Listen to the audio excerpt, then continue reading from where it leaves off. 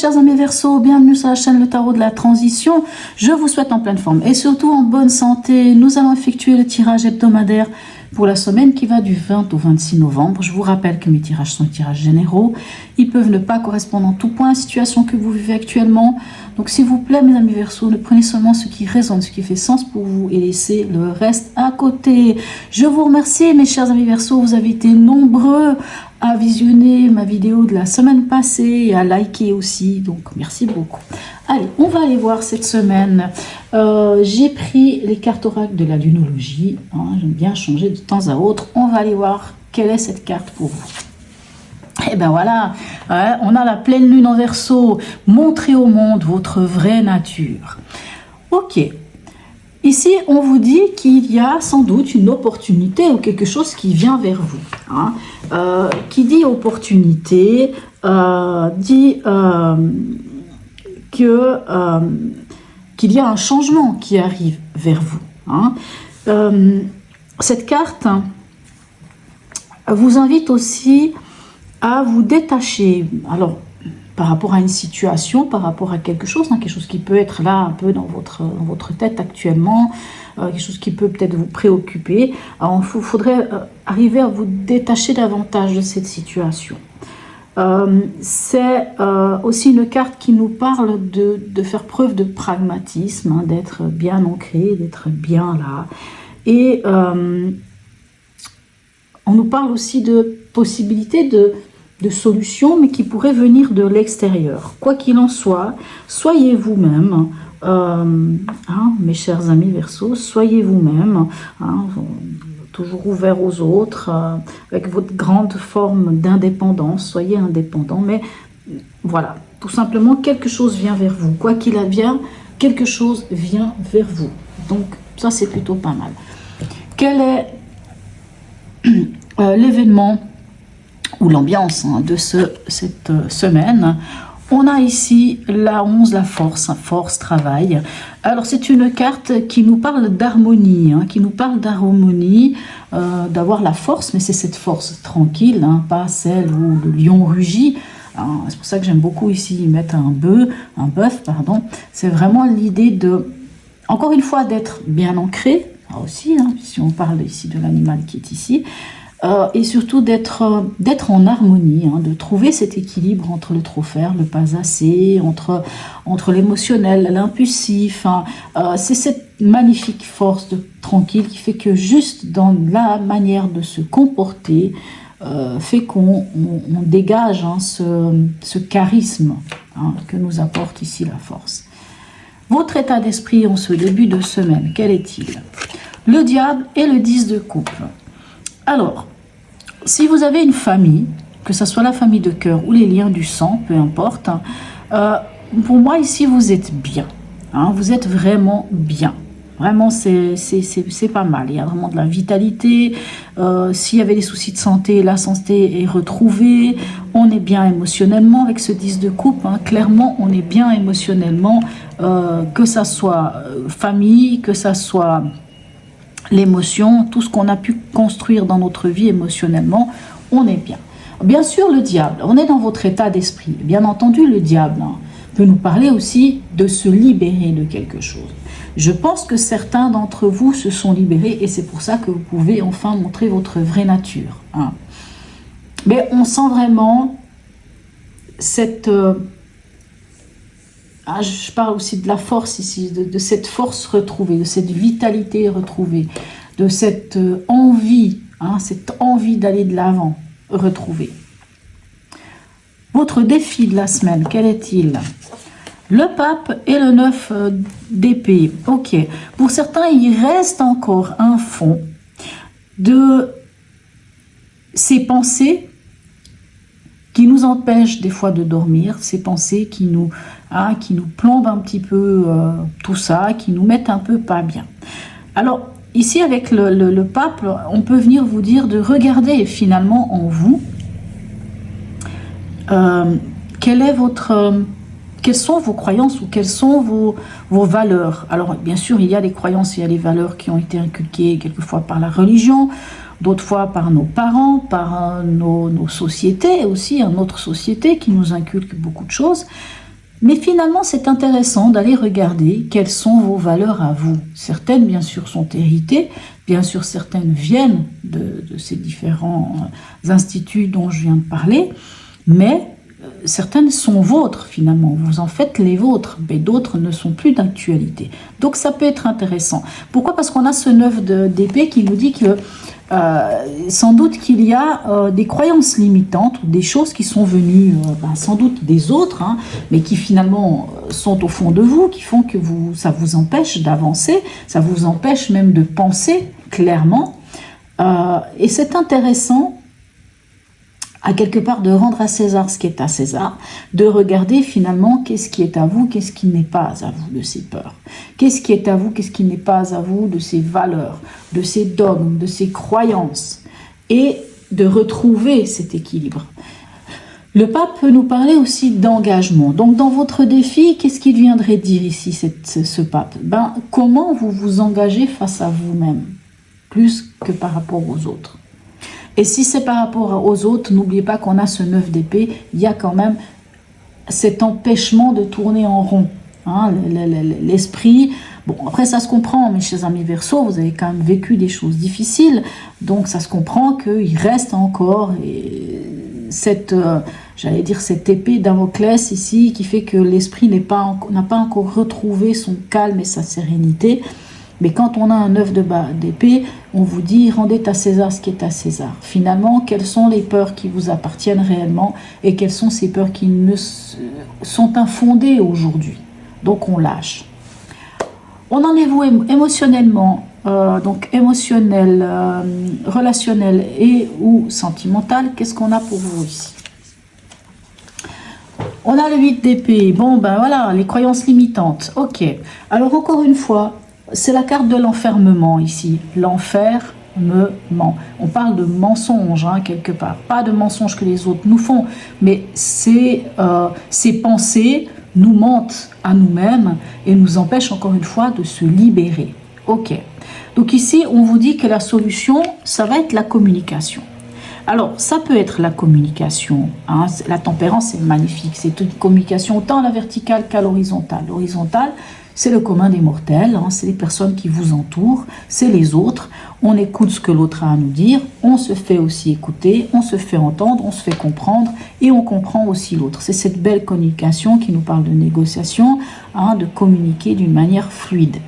Mais c'est aussi cette communication à la verticale, c'est-à-dire avec nos anges, avec nos guides, avec le divin, peu importe, hein, avec les énergies autour de nous, pour certains peut-être même les animaux, peu importe. Mais on nous parle de cette communication-là aussi. Hein. Donc ce n'est pas que, hein, c'est vraiment la communication, comme je dis, verticale et horizontale.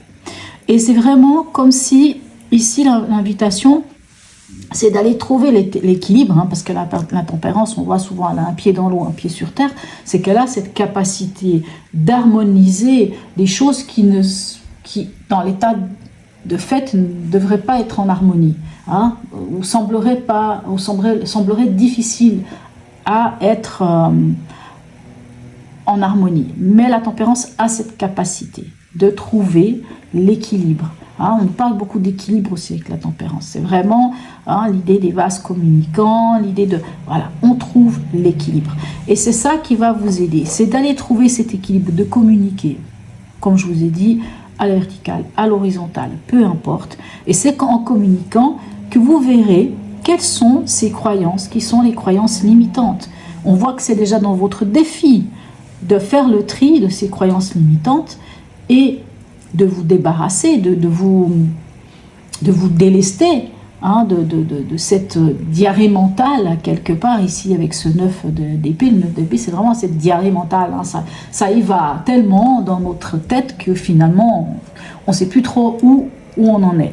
Donc ici, ce 8 d'épée, c'est vraiment les croyances limitantes. Ça peut être, par exemple, ce que les autres sont venus nous dire. Je vous donne un exemple. Il y a peut-être des gens autour de vous qui vont vous dire « Oui, mais tu te rends compte, si tu te mets avec cette personne, il va t'arriver cela. Oui, mais tu te rends compte, si tu quittes ton mari, il va t'arriver cela. Si tu quittes ta famille, il va t'arriver ça. Puis si ceci, et puis si cela. » Vous savez, les gens, c'est pas qu'ils font preuve de mauvaise foi, mais les gens, ils vont avec toutes leurs expériences.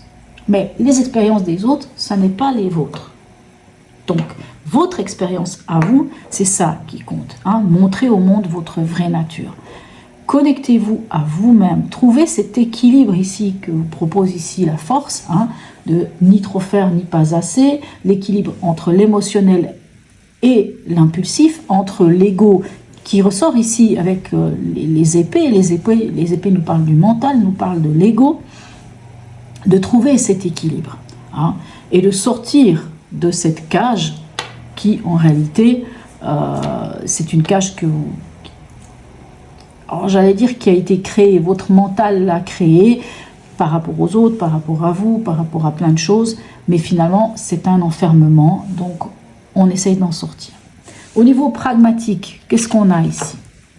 On a l'empereur et on a le 10 d'épée. Ben, vous les aurez tous, hein, 8, 9, 10. Alors c'est bien qu'il y ait le 10 ici. Parce que le 10 ici vous parle d'une fin de cycle. Ça se termine. Toutes ces choses-là qui étaient dans votre tête, qui tournaient à 200 à l'heure, eh ben c'est bon, là on n'en peut plus, c'est fini, ça fatigue. On peut même avoir une forme d'épuisement psychique, d'épuisement mental, hein, surtout d'épuisement mental, mais c'est un 10. Un 10, c'est 1 plus 0. Donc après, on retourne sur un 1, sur un renouveau, une nouvelle manière de penser, une nouvelle manière de communiquer. Alors, on voit que la communication est un peu en berne. Alors pour certains, ce serait peut-être avec l'autorité, ici avec l'empereur, hein, qui pourrait représenter un patron, une patronne, bien entendu. L'autorité, peut-être que la communication, elle n'était pas évidente, mais maintenant, les choses, elles se terminent. On pose tout, on lâche tout, c'est bon, ça suffit, on passe à autre chose, hein, vraiment on finit un peu ce côté-là.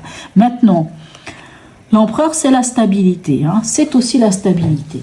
Et on voit que pour moi ici, il y a vraiment, alors comme je vous disais, ça peut être avec un patron, s'il y avait une mauvaise communication avec le patron, on voit qu'avec la tempérance, on vous donne l'opportunité de pouvoir communiquer.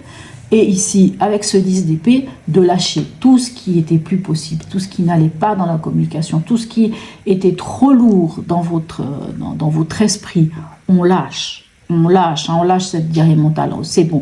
Quitte à s'écrouler, on s'écroule, mais dans le sens on s'écroule, mais quand on s'écroule, on remonte, quoi qu'il advienne. L'empereur, c'est l'autorité. L'empereur, c'est une énergie du 4 pieds d'une chaise, 4 pieds d'une table, c'est la stabilité, c'est de trouver la stabilité. L'empereur, c'est aussi le fait d'être rigoureux, d'être méthodique. Alors peut-être que pour lâcher ce mental, il faut être très pragmatique. Et d'ailleurs, on vous le dit ici, hein, dans mettre au monde votre vraie nature, en pleine lune de Verseau, on vous demande de faire preuve de pragmatisme. Et l'empereur, il fait preuve de pragmatisme. Hein, il regarde les choses telles qu'elles sont. C'est carré, c'est méthodique, c'est très... c'est carré, quoi. C'est vraiment l'énergie du 4. C'est tac, tac, tac. Hein, c'est la stabilité, c'est le côté d'être... c'est l'idée d'être rigoureux dans quelque chose. Donc, pour sortir ici de ce 10 d'épée, bah, il va falloir être pragmatique. Il va falloir regarder les choses d'une manière très concrète, très posée. On en est où à la fin de la semaine pour vous? Magnifique, regardez, le magicien et l'étoile. Qu'est-ce que vous voulez de plus? Vraiment, vraiment, qu'est-ce que vous voulez de plus? Et l'étoile, c'est la carte en tarologie qui vous représente, mes chers amis Verseau. Oh, je vous dis des bêtises. Non, je vous dis pas des bêtises. C'est juste, pardon, j'ai eu un bug. Écoutez, 2 arcanes majeures.